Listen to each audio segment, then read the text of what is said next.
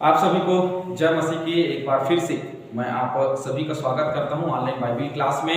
और एक बार फिर से मैं कह देना चाहता हूं कि ऑनलाइन बाइबल क्लास में जितने लोग जुड़े हैं उनका मैं धन्यवाद करता हूं। परमेश्वर उन सभी को आशीष देवे। और आज मैं एक बहुत ही गंभीर विषय को लेकर के आया हूं। उससे पहले मैं चाहता हूं कि आप सभी लोग इससे जुड़े और बहुत सारे लोगों को जोड़े।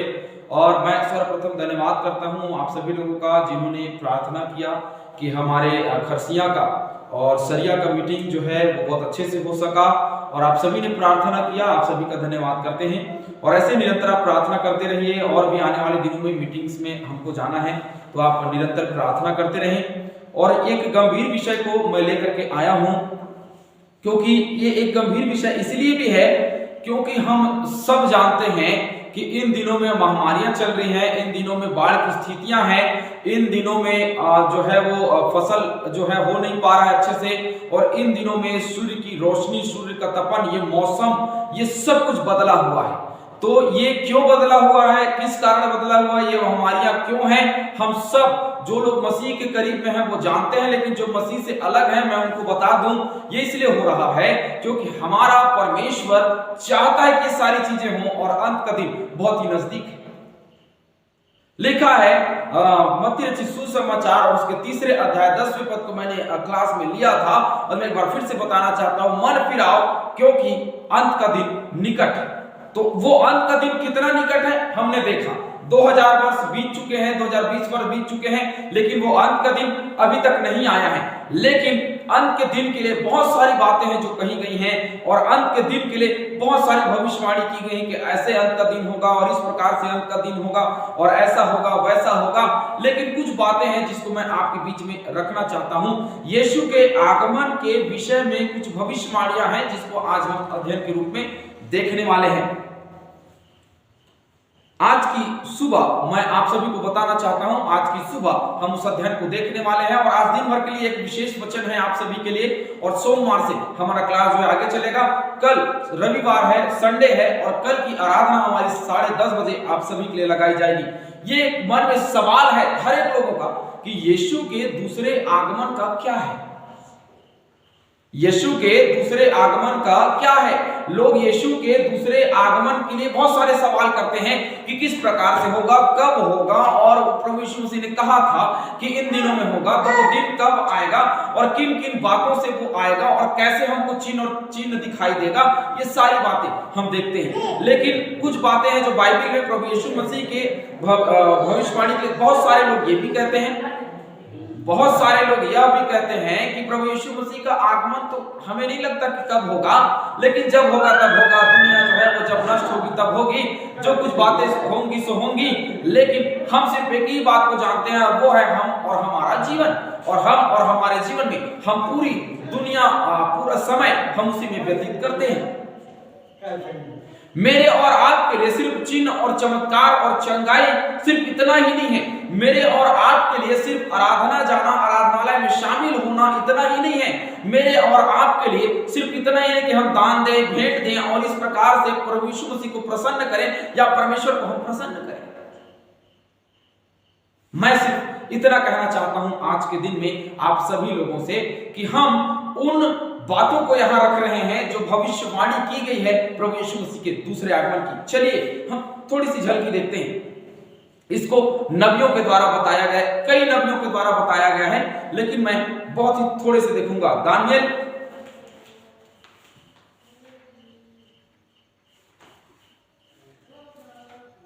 दानियल की किताब और उसके 7वें अध्याय 13 पद में लिखा हुआ है, हम उसको पढ़ेंगे। 7वें अध्याय के 13 पद में लिखा हुआ है, मैंने रात में स्वप्न में देखा और देखो मनुष्य के संतान सा कोई आकाश के बादलों समेत आ रहा था। और वह उस अति प्राचीन के पास पहुंचा और उसको वे उसके समीप लाए। तब उसको ऐसी प्रभुता, महिमा और राज्य दिया गया, देश देश और सब जाति जाति के लोग, भिन्न भिन्न भाषा बोलने वाले सब उसके अधीन हो। उसकी प्रभुता सदा तक अटल और उसका राज अविनाशी ठहरा। ये अंत के दिन में नबियों की बातें हैं जो कही गई है। बहुत सारे नबियों, जैसे यशायाह ने कहा, यिर्मयाह ने कहा। मैं सिर्फ बहुत ही महत्वपूर्ण बात लिया हूं दानियेल की किताब में से। बहुत सारे वचनों को लूंगा, तो बहुत सारी बातें हैं। और नबियों ने कहा है, एक नबी जिसमें दानियल था उसने कहा और हमने उसको देखा, हमने उसको सुना। और हम देखते हैं कि वो एक, मैंने रात में स्वप्न में देखा और देखो मनुष्य के संतान सा कोई आकाश के बादलों समेत आ है। मनुष्य के संतान, अब ये मनुष्य के संतान किसे कहा गया? प्रभु यीशु मसीह को मनुष्य का संतान कहा जाता है, और परमेश्वर का भी संतान उसको कहा जाता है, क्योंकि वो मनुष्य और परमेश्वर दोनों ही था, इसीलिए उसको मनुष्य का संतान और परमेश्वर का भी संतान कहा गया है। मैं एक बात आप सभी से कहना चाहता हूं आज के दिन में, और वो ये है कि यीशु के दूसरे आगमन की भ्रांतियां बहुत सारी हैं, लेकिन उन भ्रांतियों में हमें बचे रहना है। और उसका पहला चिन्ह जो नबियों ने कहा है कि वो बादलों पे आएगा, और यही बात प्रकाशित वाक्य में भी हमको मिलता है, और वहां भी यह बात कही जाती है कि वो बादलों पे सवार होकर आएगा। और कई अन्य अन्य स्थानों में और गीतों में, और कई गीतकारों ने, कई भविष्यवक्ताओं ने, और उसके बाद में कई पासवानों ने यह बात कही, लेकिन हम फिर भी उन भ्रांतियों में फंसे रह जाते हैं। पता है आजकल की भ्रांतियां क्या है? कुछ लोग मानते हैं कि प्रभु यीशु मसीह की पत्नी आ चुकी है, कुछ लोग मानते हैं कि प्रभु यीशु मसीह भी आ चुका है, कुछ लोग मानते हैं कि प्रभु यीशु मसीह जो है वो नहीं आएगा। लेकिन मैं आपको बता देना चाहता हूं, प्रभु यीशु मसीह जब अपनी महिमा में बादलों में आएगा तो सब उसकी ओर देखेंगे, और सब देख करके सब जब देखेंगे तो आश्चर्य करेंगे, क्योंकि वो महिमा में बादल में आने वाला है और शीघ्र आने वाला है। उसने कहा कि मन फिराओ क्योंकि अंत का दिन निकट है। अरे मैं एक चीज कहता हूं, ये है कि वो अंत का दिन कब आएगा ना कब, क्योंकि 2020 साल बीत चुके हैं, लेकिन हमारे पास 2020 साल का समय नहीं है। हमारे पास केवल हमारे जिंदगी भर का समय है। हमारे मरने के बाद में हम अनंत जीवन नहीं पा सकते। जब तक हम जिंदा हैं, जब तक हम जीवित हैं, हम अनंत जीवन को पा सकते हैं, लेकिन उसके बाद में हम नहीं पा सकते। तो नबियों ने अंत के दिन की भविष्यवाणी की, यीशु के दूसरे आगमन की भविष्यवाणी की कि वो मनुष्य का संतान जो है वो क्या आकाश के बादलों पर आएगा, और नबियों के द्वारा हमने देखा। अब दूसरी बात, ये नबियों के द्वारा जो पुराने नियम में कहा गया, अब दूसरी बात जो स्वयं प्रभु यीशु मसीह ने कहा है, हम उसको देखेंगे। मत्ती 25 निकालेंगे मेरे सामने। आप नबी की बात को आप एक तरफ रख सकते हैं, लेकिन प्रभु यीशु मसीह की बात को, उसके विचारों को, उसने जो कहा उसको हम एक साइड नहीं रख सकते। चलिए उसको देखते हैं। मत्ती 25 का 31, जब मनुष्य का पुत्र अपनी महिमा में आएगा और सब स्वर्गदूत उसके साथ आएंगे, तो वह अपनी महिमा के सिंहासन पर विराजमान होगा, और सब जातियां उसके सामने इकट्ठा की जाएंगी, और जैसे चरवाहा भेड़ों को बकरियों से अलग कर देता है, वैसे ही वह उन्हें एक दूसरे से अलग कर देगा। ये भी अंत के दिन के विषय की बातें, और प्रभु यीशु मसीह ने स्पष्ट रूप से इन बातों को कहा है,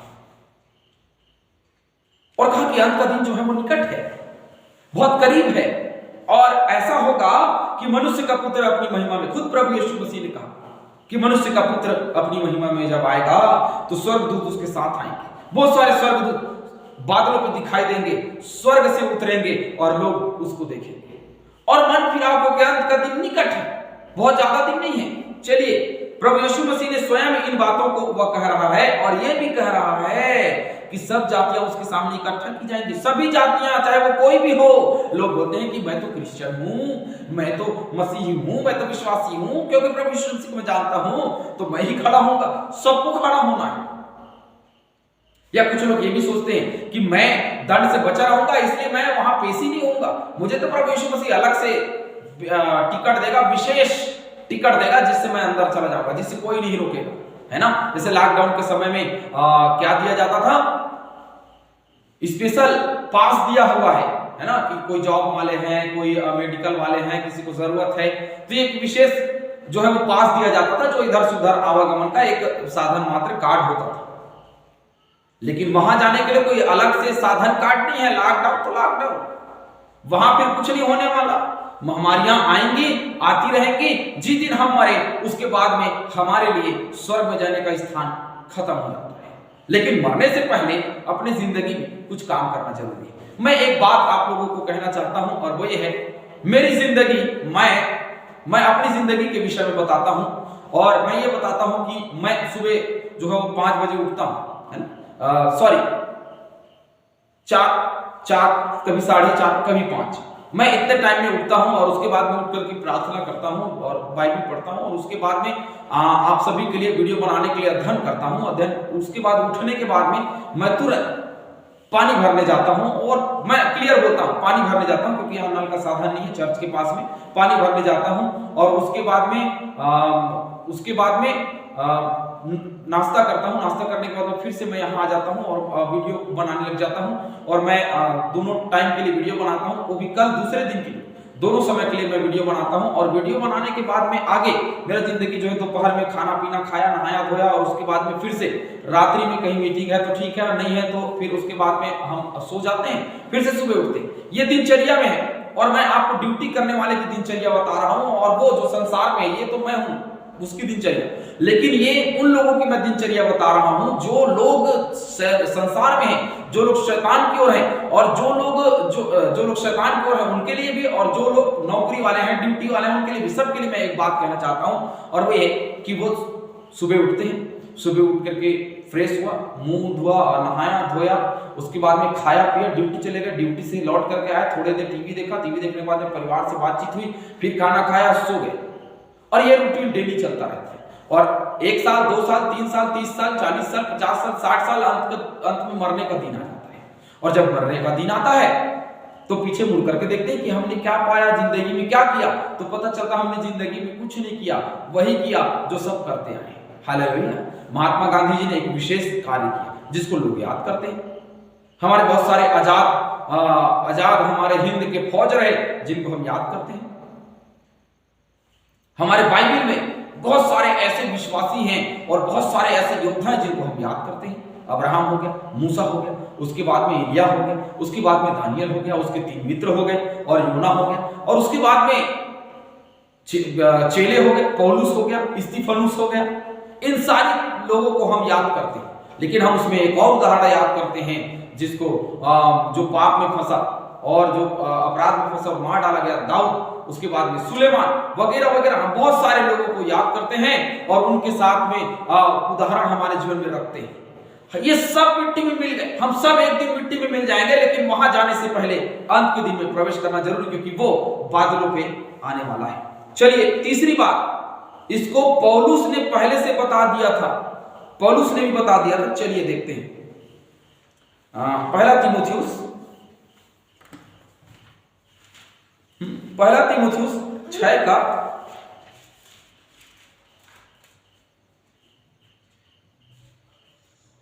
का 14 कि तू हमारे प्रभु यीशु मसीह के प्रकट होने तक इस आज्ञा को निष्कलंक और निर्दोष रख। ये देखिए, पौलुस ने भी कहा कि वो जो आने वाला है उसके प्रभु यीशु मसीह के प्रकट होने तक, प्रभु यीशु मसीह के प्रकट होने का दिन कौन सा है?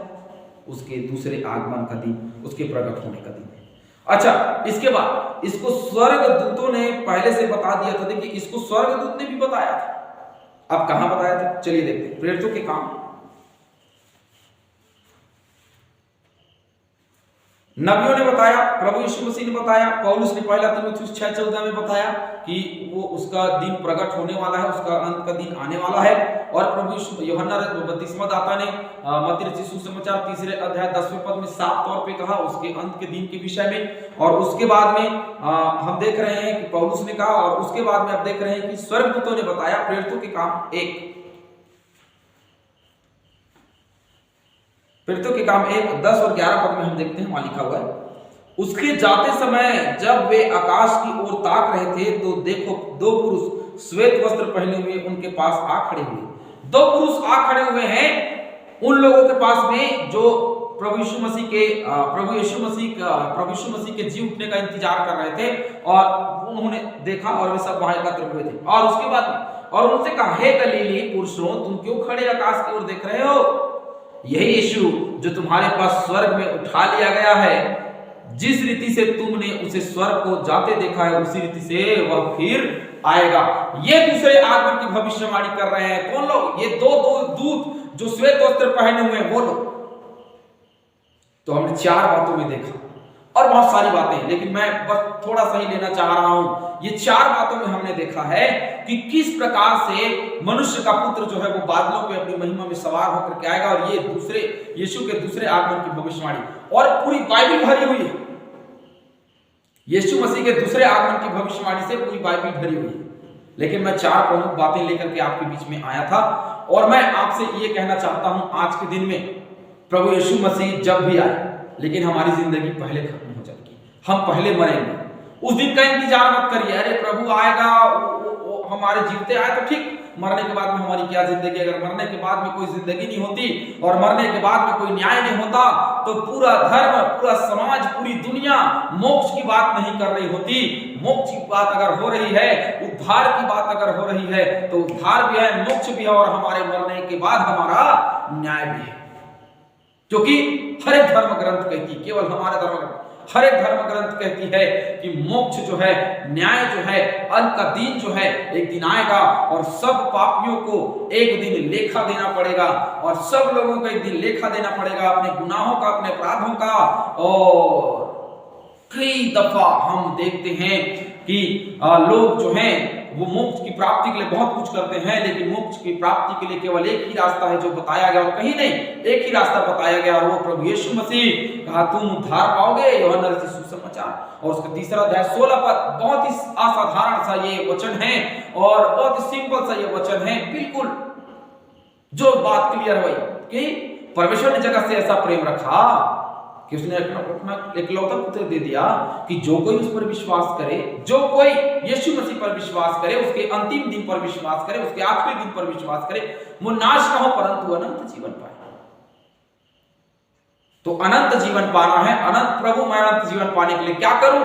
कहा प्रभु तू सब धन अपना कंगालों को बांट दे। इसका मतलब समझते हैं, पूरा मन परमेश्वर को दे दे। मेरी जिंदगी, आपकी जिंदगी, मेरा सुख, मेरा घर, मेरा सब कुछ परमेश्वर का है। जो कुछ भी है मैं परमेश्वर का, ये जो कुछ भी है वो सब परमेश्वर का है, मैं उसे दे दूं। ये परमेश्वर तेरा और जो कुछ तेरा है तू ले सकता है। जैसे अय्यूब ने कहा कि मैं तो माता के गर्भ से नंगा आया था, नंगा ही लौट जाऊंगा, जो कुछ है प्रभु का है। और वही ये बात भी कहता है कि मैं उसी यहोवा से जब सुख लेता हूं तो दुख भी ना लूं, क्योंकि सुख और दुख जिंदगी में चलते रहते हैं। और आगे ये अय्यूब की किताब उसके 2 अध्याय 10वें पद में कहता है कि मैं कभी पाप नहीं करूं। लिखा है उसके लिए गवाही दी है वचन ने कि कभी भी अय्यूब ने अपने मुख से पाप नहीं किया। तो इस प्रकार से हमें निष्कलंक मेमने के समान रहना है, क्योंकि हम सब मसीह यीशु के स्वभाव में ढले, मसीह यीशु के समान बने, क्योंकि जो कोई मसीह यीशु के समान बनता है वही अंत के दिन में खड़ा हो सकता है। इसलिए यीशु के दूसरे आगमन का इंतजार मत करिए। अरे अपने मरने से पहले आज इसी वक्त अपना मन बदल लीजिए और अपने जीवन में आत्मा के 9 फल और रोमियो की पत्री, गलातियों की पत्री और उसका 5वां अध्याय से 23-24 पद हम जाकर के देखेंगे, 23-24-25 पद, वहां जाकर के देखिए कि आत्मा के फल तो प्रकट हैं। हालेलुया, आत्मा के फल तो प्रकट है और आत्मा के फल हमारे जीवन में होने चाहिए। और यदि नहीं तो अंत का दिन बहुत निकट है। और किसके अंत का दिन? ये दुनिया अंत का अंत हो या ना हो, लेकिन हमारे अंत का दिन निकट है, क्योंकि ये जीवन पानी के बुलबुले के समान है। ये जीवन चंदन की लकड़ी के समान है जो आग लगते ही जल जाती है। ये जीवन एक पानी के बुलबुले के समान है जो थोड़े देर के लिए रहती है और क्या होती है, लुप्त हो जाती है। ये जीवन बहुत ही थोड़े दिनों का है और इसके बाद में ये जीवन कभी दोबारा हमें नहीं मिलेगा। कोई दोबारा हमें पशु पक्षी ये कोई प्राणी बना करके नहीं भेजेगा। अंत के दिन, उस दिन के लिए जिस दिन हम सबको जी उठना है और जी उठ करके क्या करना पड़ता है, न्याय के सिंहासन के सामने खड़े होना है। उस दिन जब हमारा न्याय होगा, उस दिन हम सबसे ज्यादा दंड और सबसे ज्यादा दुखी पुरुष होंगे, दुखी स्त्री होंगे, दुखी भाई होंगे, दुखी बहन होंगे। इसलिए आनंद के साथ रहिए, क्योंकि प्रभु में सदा आनंदित रहिए। तो प्रभु में सदा आनंदित रहिए। मैं फिर कहता हूं सदा आनंदित रहिए। क्यों कहता हूं? क्योंकि मसीह ने हम सबको बुलाया है और इसीलिए बुलाया कि हम उसके साथ में उठाए जाएं। कब? जब अंत का दिन होगा तब। हमने नबियों को देखा, हमने प्रभु यीशु मसीह को स्वयं देखा, हमने स्वर्गदूतों को भी देखा और हमने पौलुस जैसे बहुत बड़े प्रचारक को भी देखा, जिसने अंत के दिन में आने के लिए कहा कि अंत का दिन जो है वो आएगा। मसीह यीशु वो मनुष्य का पुत्र बादलों पे आएगा और जिस दिन वो आएगा उसके साथ में स्वर्गदूत भी होंगे और उस दिन वो न्याय करने आएगा। उस दिन वो प्रेम जताने नहीं आएगा, उस दिन वो क्या करने आएगा? न्याय करने आएगा। उस न्याय से बचने के लिए अंत के दिन पर विश्वास करना बहुत जरूरी है। और जब हम प्रकाशित वाक्य की किताब को आगे पढ़ेंगे और जब मैं आगे पढ़ाऊंगा मत्ती रचित सुसमाचार के बाद में सीधे प्रकाशित वाक्य की किताब में मैं जाऊंगा, तो जब मैं उसको पढ़ाऊंगा, क्योंकि अभी सबसे ज्यादा जरूरी अंत के दिन का है, तो जब हम वहां जाएंगे तब हम देखेंगे कि अंत का दिन कितना भयानक है और कहां तक चल रहा है। मैंने पहले ही कहा था जो कुछ भी आज चल रहा है वो सब अंत के दिन का ही चल रहा है। तो अंत का दिन निकट है, अपना जीवन बदल लीजिए, दूसरे के जीवन को मत देखिए। मेरा जीवन बदल जाना चाहिए ताकि मैं कल मर जाऊं या अरे तुरंत मर जाऊं, अभी मर जाऊं, चुटकी में मेरा प्राण चला जाए तो मैं मसीह यीशु के साथ में चला जाऊं। हालेलुया। आप सभी को जय मसीह की, आप सभी को परमेश्वर आशीष दे और प्रभु आप सबको बहुतायत से आशीष दे और संभाले, सुरक्षा दे, रक्षा रखवाली करे। आमीन आमीन आमीन।